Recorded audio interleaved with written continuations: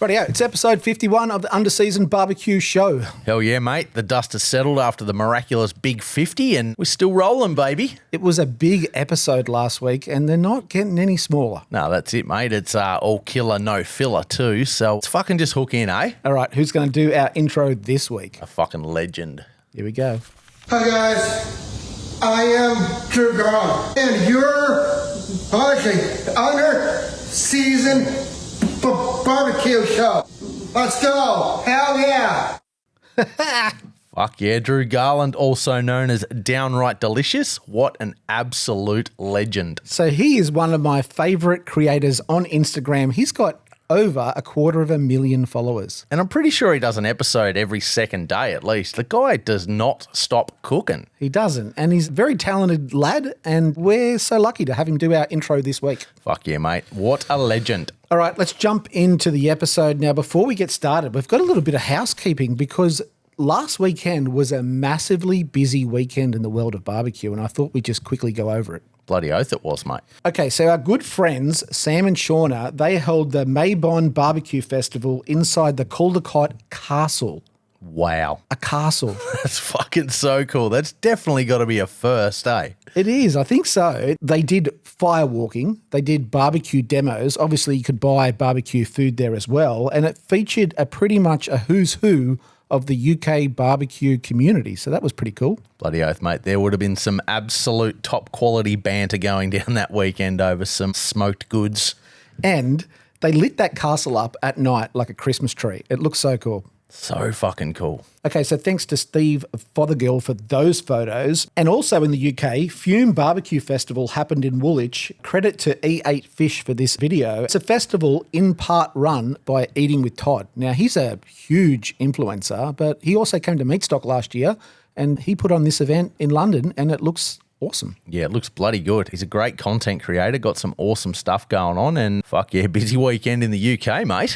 And then on the other side of the world, our good mate, Dark Side of the Grill, Mel Schmiller Jr. over in Edmonton, Alberta, he had Smoke in the Valley. Right. It was his first barbecue festival over there in his hometown. And our good friends, Fat Boys Barbecue, Luke and Blake, they went over and they helped cook a 450-pound steer.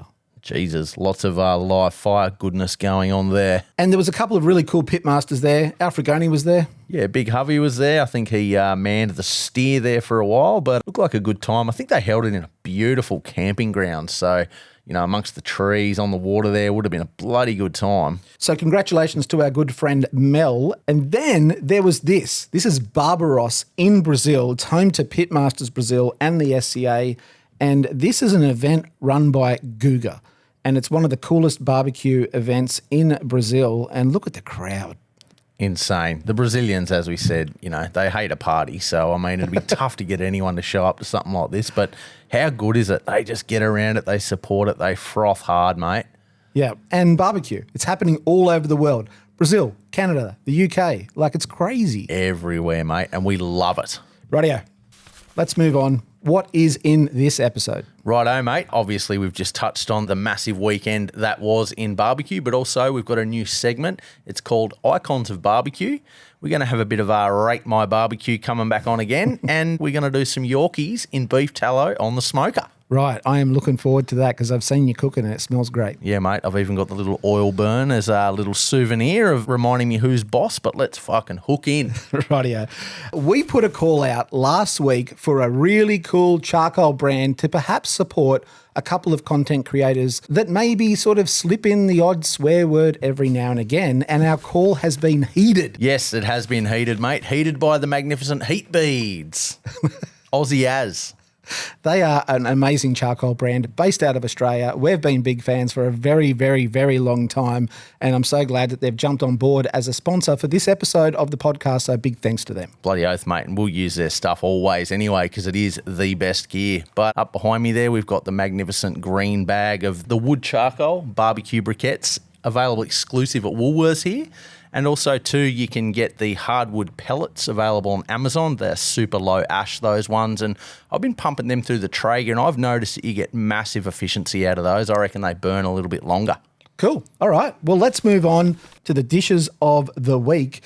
And we're going to start off with a big bang today. And this video is from Frenchie. And he calls himself the proud cutter at Leroy and Lewis. It's the number 2 on the Texas monthly list, and they also have a Michelin-star. And maybe this video is part of the reason why. Yeah, case in point right there, bro. I mean, how good is that? A whole bunch of tri-tips sliced and cooked absolutely perfectly. So he says we only smoke our tri-tips for about 1.5 hours, and then they get seared over our live wood-fired grill. But that colour is magnificent. Mate, my mouth is watering. So he says they get seared, then they go into a foil boat, and then they pour their mop sauce over it, and then they sit in the warmer until dinner service. And you can't argue with this photo. Yeah, the results speak for themselves. So it's just so convenient too that they can just hold them at that perfect temp and sear and slice to serve. I'm not sure on the seasoning because that bark looks absolutely amazing. They have their Dalmatian rub. I think we had it up in the studio last week. So Frenchie, can you let us know in the comments, is that what you're using, the Dalmatian rub? Because the bark on that looks like, for a quick cook, 1.5 hours. That's great bark. It really is. All right, next. Yum. So this was posted by Kevin Wilson from Wilson Bay Barbecue in California, and this is a barbacoa boudin C-link cooked on the Red Devil Smoker direct cooker. Looks so good. How's the colour and the texture inside that casing? You ready for the snap? Snap me, baby. Oh, yes. What a cross-section. What a cross-section. That's bloody amazing. So boudin is a Tex-Mex-Cajun fusion sausage. It's usually using like Louisiana style seasonings, and this one here has smoked beef cheeks with rice, onion, and the green peppers. Yum. That's amazing, isn't it? Oh, it's a meal in a tube, isn't it? Yeah. So that looks like a bit of a sausage work of art to me. Hell yeah, dude. I'm very excited about that. All right. You're going to be excited for the next one too here, and it looks a little bit like popcorn chicken, but there's a twist. Oh, it looks amazing so far. What is this? Okay. So this one was sent to us by Samuel Kimber, and he is from Sourced Low and Slow, and they make a great range of rubs and sauces, and I think even a mayonnaise, which is really cool. And he called this the Kentucky Fried Brisket. KFB. KFB. Yes. So the way this works is you cook yourself a brisket, you cut it up into cubes, and then you refrigerate it so it cools down a little bit. And then you make a dredge of buttermilk, hot sauce, and their Gentleman's Blend rub, or, you could use any rub. Then you combine the flour with corn flour and their Cherry Tree Blend rub, or again, use your own rub, with paprika, cayenne, black pepper, and salt. Yes. All the things. I'm salivating. So you take the brisket, you dredge it in the buttermilk, you coat it in the flour, back into the buttermilk, and then again into the flour. So it's wet, dry, wet, dry. It's the old double coat. Yes, exactly. Then you fry it in oil at 170 degrees Celsius for about 3 to 5 minutes until golden, and then you drain on a wire rack. He says drizzle in hot sauce, sour cream, spring onions, and add a side of their chip dip mayonnaise. And obviously you can kind of like use all of your own rubs, but that looks banging. And the best part about it too is because the brisket's already cooked, you're kind of only cooking it until the coating looks perfect because it doesn't need to be cooked all the way through like chicken. And quite often when you're doing fried chicken, the problem can be is the coating's cooked and crunchy and almost burnt, but the chicken's not up to temp. So this is just an absolute bloody win. Yeah, and all you've got to do is get that brisket hot enough for those fats to sort of release again. And I think in the fryer for 3 to 5 minutes would do that trick. Definitely, because it's already been in the smoker and had all that hard marbling reduced down. So it's a bloody win, mate. Yeah. So here's the challenge. If anyone can try this at home and let us know if it works, because these look amazing. We'll put it on the menu, mate. Right, another one. Okay, let's move on. Icons of Barbecue. It's a new segment. Strap in, guys. This is going to be a visual delight and it's going to go for a while. Yeah, so buckle up. It's a long one, like you said, but I think it's worth it. 100% worth it, bro. All right, I want to introduce you to somebody. His name is Hirotoshi Mugen. Hirotoshi Mugen. G'day, mate. He grew up in Houston, Texas, and he says, when I went to university, my roommates, they all went and visited barbecue joints, but I never really got into it. But I remember my grandfather, he was really well-traveled, and he loved food, but specifically Texas barbecue. Yum. So he says, I went to Rudy's Barbecue when they opened in Houston in 2010, and that's where I had proper barbecue. And it was like an epiphany, he says. And my friends laughed at me and told me that if I thought this was good, I really needed to go seek out proper good barbecue, like in Lockhart at the time. And then in 2021, he went on an organised barbecue tour, and the first stop was Snows. That's a good place to start. Start at the top. Yeah. And he says that's where the penny dropped and I understood what real Texas barbecue was all about. He said the next stop was Louis Mueller, where he discovered beef ribs, and then the sausage links from Southside Market. And he said after that day, I was hooked. Hooked and changed forever. So he said it all happened right at the beginning of that new school barbecue revolution. You know, I guess Franklin Barbecue started that new school revolution. And he said since then, he has kind of like his journey started when Corkscrew started up near a dumpster. Blood Brothers started up in a karaoke bar. He says Koi Barbecue started at a wine bar, and he said he met Goldie's at a small town festival. So good. So this is the beginning. This is the renaissance, or the modern day renaissance of new school barbecue, and he was there for the beginning of that. So in 2017, he decided to try the brisket, a pork rib, and a sausage at all 50 of the Texas Monthly Top 50, and since then has backed it up for both the 2021 and the 2025 most recent list. Same thing. Brisket, sausage, and pork rib, all 50. Texas is no small state. Bloody oath it's not. That's a lot of traveling. So, having said all of that, here are some of the photos that he has traveled to for this list, this current list. I'm going to flick through them and just read out the names. The photos are stunning. If you can't see it, brisket, sausage, pork rib, stunning photos. Jay's Barbecue Shack, Burra Barbecue, Blood Brothers Barbecue, Rosemeyer Barbecue, Corkscrew, Koi, which is a really cool sort of like fusion Vietnamese one that I love, Brisket and Rice, Barbecue Fiends, Redbird Barbecue, Goldie's Barbecue, Sabar Barbecue, Barb's BQ, Smoketown, Teddy's, Leroy and Lewis, Smoky Joe's. I mean, these are the who's who of barbecue. How good does it look? Bro, it's literally a photo of a piece of brisket, a sausage, and a pork rib, but each one looks so delicious and different. And how good is it, the fact that, you know, this is his way of gauging what he's into? I suppose it's the holy trinity of barbecue. Sausage, brisket, pork ribs, and he's just trying to compare all 50 against each other. I love the ones that, you know, you see the guys that have been around barbecue long enough. Sometimes there's 2 bits of brisket on the plate, so you get a lean and a fatty. Yep. That's awesome. I think they know he's coming when they give him that. That's it. So I've been following along. He's been posting as he goes of these top 50 barbecue restaurants. And about halfway through, I said to him, hey, what's your favourite so far? Like, how are you going? What's your favourite? And this is what he told me. Now, keep in mind, we're only halfway through the list so far. Goldie's Barbecue, their brisket remains the gold standard. Redbird's Barbecue. The beef cabita sausage is my favourite link, he says. Rosemeyer's Barbecue, pork rib so far is my favourite. So Goldie's, Redbird, Rosemeyer, they were his favourites. Now, only last weekend he finished. Wow. That's All done. fucking still pretty good. Like, the list came out, 3 months ago, if that? And I don't even think he was the first one to do it. Someone else beat him to the punch. But there he is. He's got his little stamps on his booklet there, and he got them all done. Amazing. And so he's since updated it after doing all 50, and Burnt Bean Co. is now his favourite brisket and pork ribs, and Redbird has his favourite sausage. So they couldn't knock Redbird off the perch. No, and I mean, it's his own personal list, but it was pretty cool that the number one barbecue in the Texas Monthly was also pretty much his favourite. That's it, man. It's so good. But I want to try that bloody sausage from Redbird. Hell yeah, mate. It must be good. Yes. So, now it goes without saying, and Hiratoshi's photos prove it, but Texas is full of great barbecue now, and it wasn't always like that. Like, you literally had to know where to go, but now I feel like good Texas barbecue's almost everywhere. He says it's mind-blowing how things have evolved just in the last 10 years. Yeah, he'd be able to gauge it. Yeah, well, he's done the list for like 3 lists in a row. So he's been to all of them. He has seen firsthand this barbecue revolution from what I'm calling new school into future school. He said the barbecue is ever evolving from classic old school Texas barbecue that I started with to the evolution of craft barbecue started by Franklin Barbecue or new school barbecue.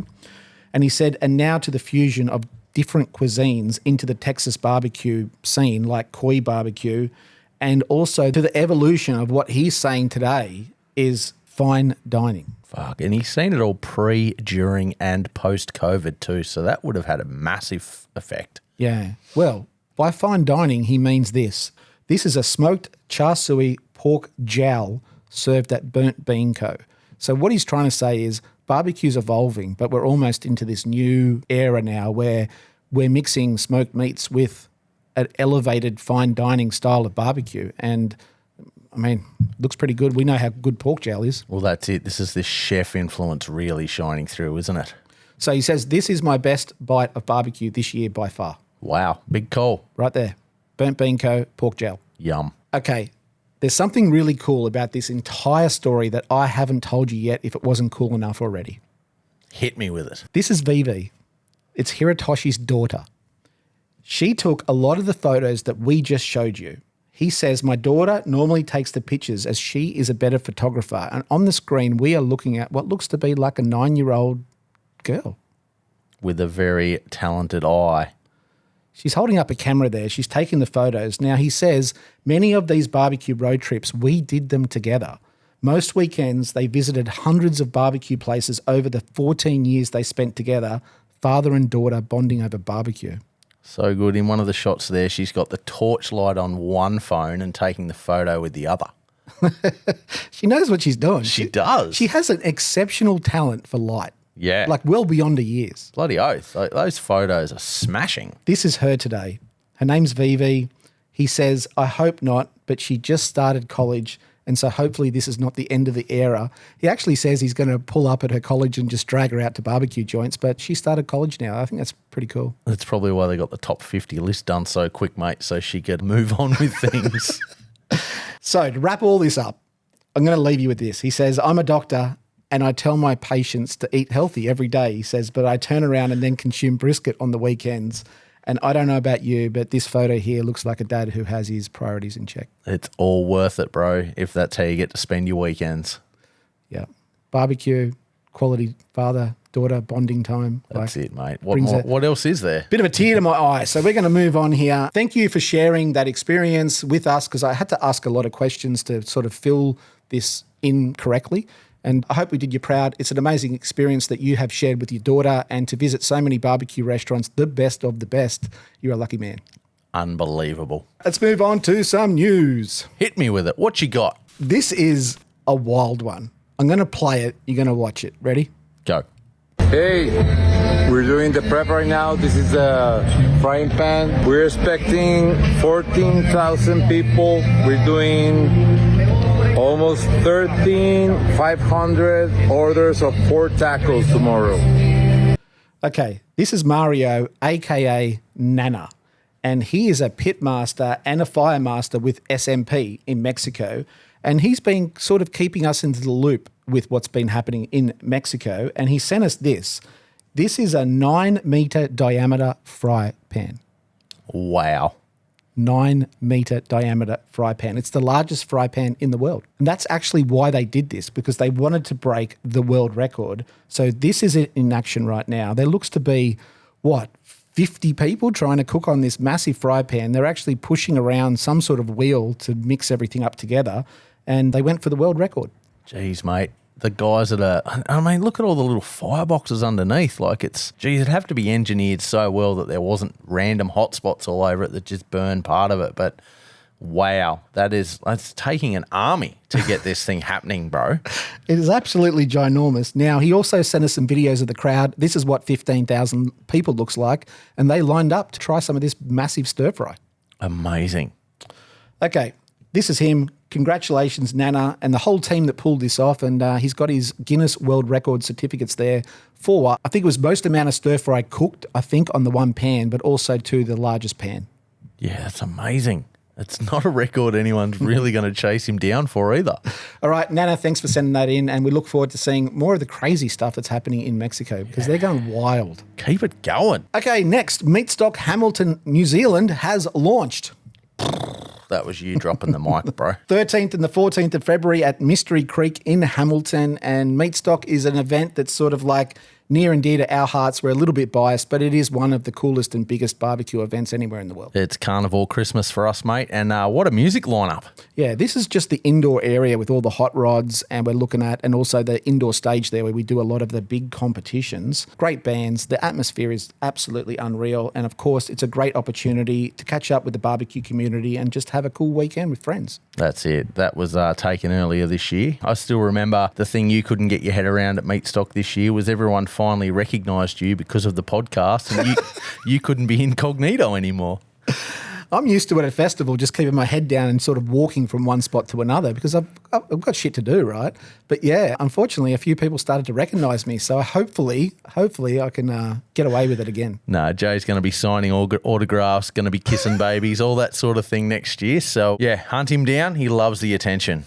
If you haven't been to New Zealand before, this is your excuse. Book your ticket, come to New Zealand. It's a beautiful country and it's a cool event. It's a super cool event and we are so stoked to be back there. And barbecue fam, we're coming back. Rightio. And Full Metal Orchestra. It's a proper full orchestra with some of New Zealand's biggest heavyweights and the drummer for AC/DC. Yeah, it's super cool. I mean, it's just going to be an absolute belter of a weekend. Talking points, let's move on from that. And this one was sent to us by our good friend Brad Hurl, and he says the infamous yearly rub-culling. Do you know what he means? Yeah, mate. I went through it a couple of weeks ago and basically you go through your cupboard, you find your rubs that are either clumped up or gone out of date and you got to get rid of them. And I did that all the other day and then realised that every rub that I usually use is here in the studio, so I've got nothing at home. Well, this brings a little bit of PTSD to me because I buy rubs like they're going out of fashion. I've got cupboards full of rubs. The studio is literally full of rubs. And eventually they sort of clump up or they kind of like run out of date and you've got to throw them out. But for some reason, I just keep buying them. Yes, but also too, Brad does all the Australian meat stocks. So he's always collecting them, getting them given to him and that sort of thing. And I think this was his first time where he just had to say enough's enough. And yeah, how many SPGs do you need? So let us know in the comments. Is it like a yearly thing for you to basically get all your rubs and then have a culling where you basically throw a lot away because you haven't used them in a while or they've kind of gone off? A good trick too is to also make sure that when you open your container is that you keep the little insert that's in the middle there, the airtight insert, and put that back in when you close your rub because it'll last way longer. That's it. I actually keep a lot of mine in a big Tupperware container too with a little damper in it just to try and get rid of the humidity because come summer, a couple of weeks up here, it's going to be so humid, nothing stands a chance. Yeah, but there's something about trying new rubs that I love. Oh, it's so exciting. It is. It's a new flavour every time you try something. And then once you've kind of like dialed it in, you're like, okay, what's next, right? And that's why I keep buying new rubs. Bloody oath, mate. Plus everyone keeps sending them too, so it's awesome. Yeah, so if you want us to try your rub or you want to see it up in the studio somewhere, then send it in to us. Just DM us for the address and you might see it popped up in the studio somewhere. Hell yeah. Next, it's Rate My Barbecue with the one and only Sigh Luxton, the number one rater of barbecue on the Under Seasoned podcast. They call me the Tasmanian Daniel Vaughan for a reason, mate. This one was sent in to us by Travis from Blue Smoke Craft Barbecue. He says, hey fellas, first up, love the show. So he's buttering you up already. And he says, I'm sending this in for Rate My Barbecue. He started with a food trailer in Victoria, Australia. This is Wagyu brisket, pulled pork, smoked chicken breast, and there's a pastrami there, which is a cheats version. Now, he does acknowledge that it's a cheats version using corned silverside, but he will do a proper brisket pastrami when fully operational. Smoked silverside still bangs. Yeah, but I guess if you're doing a brisket silverside, probably a little bit better. Even better. Okay, you're going to have to give this big thing a rating. There's also jalapeno sausage, elotes, honey butter cornbread, mac and cheese apple coleslaw, potato salad, house-made pickles, pickled red onion, gold sauce, and chimichurri. He says, enjoy, fellas. Keep up the awesome work. Travis, Brisbane. It looks awesome, mate. There's so much variety going on. We've got a bit of Mexican influence there with the elote salad, and I like the sound of the apple slaw. That'll go well with the pork. Lots of variety. Love it. I'm going to have to stay going straight down the middle. We'll go a 7.9. 7.9. I also have no idea what all the other platters, and I have absolutely no criteria. I'm just sort of making numbers up, but that's still a fucking solid score. But I think his brisket looks amazing. The chicken looks great. Sausage, beef rib, I mean, it looks fantastic to me. Yeah, lots of variety, which I like. Well done. He says, enjoy, fellas. Keep up the awesome work. Thank you for that. And thank you for sending it in. If you would like Sigh to rate your barbecue platter, you can send yours in too. I got another one. Wilson Bay Barbecue. Now, he featured before with that sausage, the Boudin sausage. Man, I really hope that that's the same sausage from earlier. It doesn't quite look like it. And to be honest, he didn't actually tell me what was on this platter. But what he does say is, if you love Texas barbecue, but you live in California, you have to take matters into your own hands. Bloody oath you do. And I'm a real fan of this style of almost savoury pork rib there. Like on the first platter, they weren't sauced. That's the same sausage right there. How good and juicy does that turkey look? A bit of a different pork rib down there with the sauce on the end. We've got some beef cheek sliced up sausage. And there is the sea link in question from earlier with a nice big dino beef rib there and some more. I mean, he's got 3 different pork ribs going on here. I haven't noticed, but he's actually sent us 3 different platters here. Yeah, right. So we're doing a combined score, or are we going to average it out? I think we average it out. I think if you look here, he's got a brisket, pork ribs, sausage platter, and then it looks like he's got some turkey on this one. Yeah, mate, got the beef cheek down the bottom there, so he's not scared to mix up the proteins. And he's got a big beef rib on the other one, and I reckon that's that sausage. Yeah, that's the Sea Link Boudin sausage there. You'd be surprised if it wasn't. But, I mean, each platter's got a different style of pork rib. It looks like a bit of honey mustard on this third one there. Then the traditional sort of Memphis-style sauced ribs. And on the first platter, I love that style where they keep the ribs pretty well naked and just salt and pepper, and it barks up beautifully. But, I mean, these are 3 really good platters, bro. Right, you're going to have to give him a score. Right, across the board, we're going to go an 8.1. Rightio, that's a pretty healthy score. They're real good, mate. Yeah, but that's some amazing barbecue. It really is. So good. And these are home cooks, yeah? Yeah, well, that's what he's saying. He's saying that he can't get good Texas quality barbecue in California. And maybe he's not near Heritage. I think Heritage is in California, is it not? Yes, it is. And Heritage barbecue is amazing, but I don't know where he lives in relation to Heritage. But, you know, if you want to recreate Texas barbecue, you can cook like this at home. Bloody oath, mate. Yeah, Heritage is down in Southern California, I'm pretty sure. So, yeah, it'd definitely be on his bucket list, I would imagine. Yeah. Well, it looks absolutely amazing. Well done and a great score. Hell yeah. Rightio, Meet the Pitmasters. It's our regular kind of segment where we kind of highlight some people that are in barbecue that are doing cool things.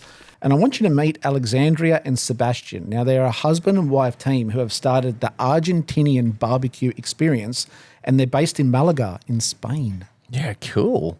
Pretty cool, eh? I love the fact that we're starting to unearth a heap more stuff in the continental Europe side of things, but they've got the big Fuego there. I mean, they're very recognisable and kind of just a portable wagon for live fire. They say our passion is simple, to share Argentinia's meat culture, one asado at a time, and they take their own grill to other people's houses and create a fully immersive dining experience. They come to you. Well, not everyone can drag a heat beads meat wagon around, mate, so this is the next best thing. So they do 5 distinctive cuts of meat. They do sweetbreads, pork belly, skirt steak, and flank. And then their specialty is these huge Argentinian-style rack of beef ribs, grilled low and slow over the flames for more than 5 hours until the bone simply falls away from the meat, ready to be devoured. I love that Argentinian style. I mean, Alfregoni sort of, I would say maybe he popularised it on the internet, but that's the style that you see in Brazil. That's the style you see in Argentina. That's it. And a lot of passionate Argentinians and Brazilians, they won't actually trim up their meat. Alfregoni especially is always like, you don't trim for live fire. You keep all that fat on there so it helps insulate the meat and you're using the whole part of the beast. This looks like the same sort of practice, but I am all about it, mate. Yeah, and no seasoning. They salt after the cook. Yeah, right. It's an interesting way of doing things, but I think there's so much fat in there that there's so much flavour as well, and the salt just sort of makes it pop. But yeah, like it's different to traditional American style barbecue where you season before you put the meat on, but in this case you season after. So good. I mean, you can't argue with it. All right, so if you're in Malaga, if you're in Spain, they called the Argentinian barbecue experience. Go give them a follow on socials. Unreal. Thanks for sending that in, guys. Okay, a bit of art by Sigh, and if you've noticed, we're wearing your latest mate. design. These aren't even out yet, you know. These were the samples, bro, so we're very, very privileged. Okay, give us a run through. Righto, so this is the second time running. I've actually been approached by the legends at The Rock Drive and Hunter's Element to come up with their collaboration artwork for 2025's Movember campaign. So every single cent raised from the sale of these T-shirts goes to Movember New Zealand. Did one 2 years ago. We hit 76K, and I think they're trying to hit the big $100,000 this year for the men's charity. This one was a little bit different. They ran a competition on the Rock to get a viewer to send themselves in, and then I portrayed them in said artwork. So yeah, this is a guy called Ricky who goes by the name Popcoin on Instagram, and he made it onto the t-shirt this year. The design brief was in the wild. Bit of a nod to the old school Hilux that used to get you anywhere, but if you look closely, all the Easter eggs, it basically just depicts Jay and Dunk being rubbish hunters. They're getting robbed by the possum, the pigs in the tent drinking their beer, and the stag's about to steal the Hilux. But always a good time working with these guys, and yeah, hit the link. You can order these anywhere around the world, I believe. And yeah, they come in the high-vis print. So in New Zealand, I'm not sure about every other country, but these have actually got enough high visibility ink on them that they are site-safe shirts. Right, so you can be on a construction site with this design on. You sure can, and quite often what guys will do is they'll buy, this will be their yearly uniform. Every year when the Hunter's Element and the Rock guys bring out this design, it becomes their yearly work shirts. So let me get this right. You do a design for the Rock.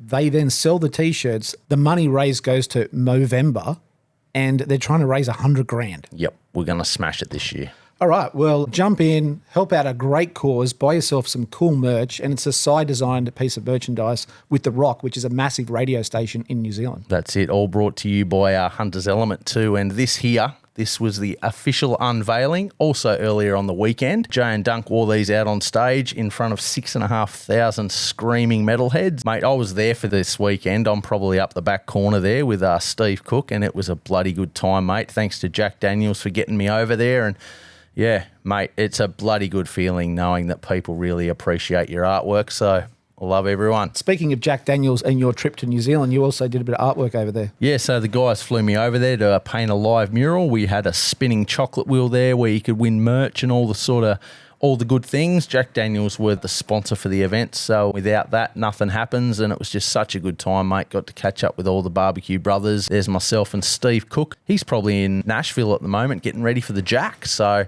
good luck to all those guys. But, mate, I'm still digesting what happened that weekend because it was such a whirlwind trip, but I'm just eternally grateful that my artwork can take me to places like this and people appreciate it. Right, well, full disclosure, Sigh sent me these pictures, but I want to know what this entire artwork looked like, so I'm going to pull them up next week. All right, let's do that. Rightio, it's the most important part of the podcast every single week. It's the dish of the week. You've been cooking. You've been on a roll lately. I've been slack. Bloody oath, mate. I'm very happy to take the reins of the cook, though. And we made a bit of a promise last week, and this week we're following up with that, and we've got beef tallow Yorkshire puddings. So Big Daddy Malden?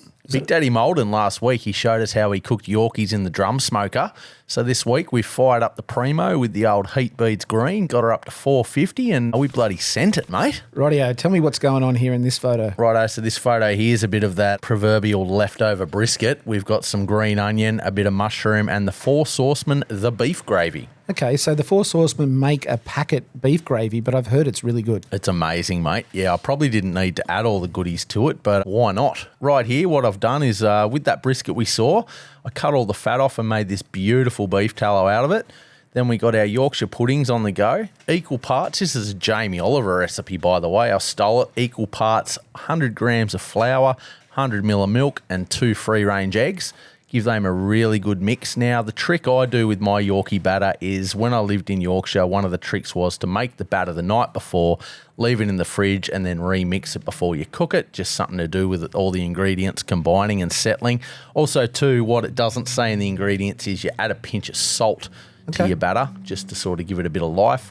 Then in the pan, I've got the green onions and the mushrooms frying up in a bit of that tallow. We're going to get them all nice and caramelised there. Then we're going to hit that with some pan juice from the brisket and some boiling water. Then we're going to just sort of deglaze that pan. We're going to add the beef gravy and just mix it until the desired thickness. I don't really measure things, as we've all learnt by now. Got it to a beautiful, thick, brown texture. Then we've mixed it up. We've added that beautiful leftover brisket, mate, and it's basically a pie filling. It's gone beyond being a gravy. We're pretty much having Yorkie pies. This is fantastic. Just keeps going, doesn't it? I can't just do one thing. It's just like, nah, but what about this? Okay, so you've made the filling, which is the brisket and the gravy and all the little trimmings that you put with it, and then you've made these Yorkshire puddings in the Primo.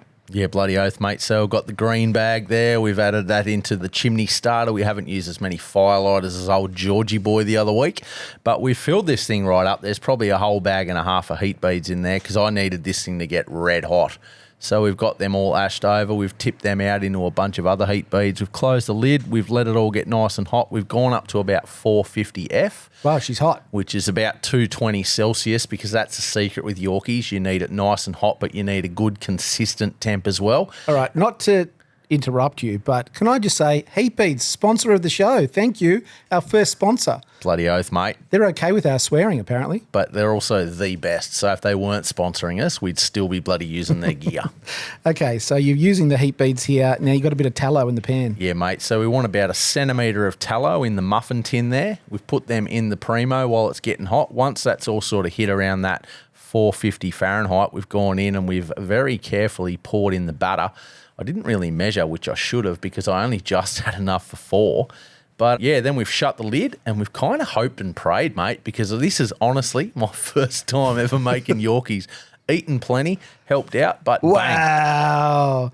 They look good. Now, Big Daddy Molden, he made it look easy, but you've made it look easy too. This is your first time? First time, mate. Yeah, I probably should have got the oil a little bit hotter. And the problem is, because I've cooked them off to the side, the ones closest to the heat source obviously cooked a bit quicker. So I'm going to tell a lie. I checked them halfway and spun them around, and they didn't look that good halfway through. When I lifted the lid here for the reveal, I was very relieved. Okay, you're going to bring these out? Bloody oath, mate.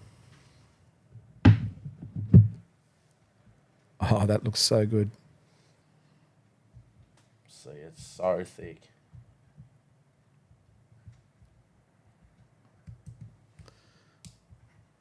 That looks amazing. Insane. All right. Don't forget to cheers. Cheers. Cheers, bro.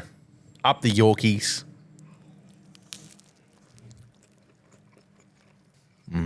So truth be told, a Yorkshire pudding is a little bit, to me, flavourless, but it's got a beautiful, crispy, crunchy sort of outside, and at the same time, it's like a sponge for all those flavours. It works so well, and that brisket and gravy is unreal.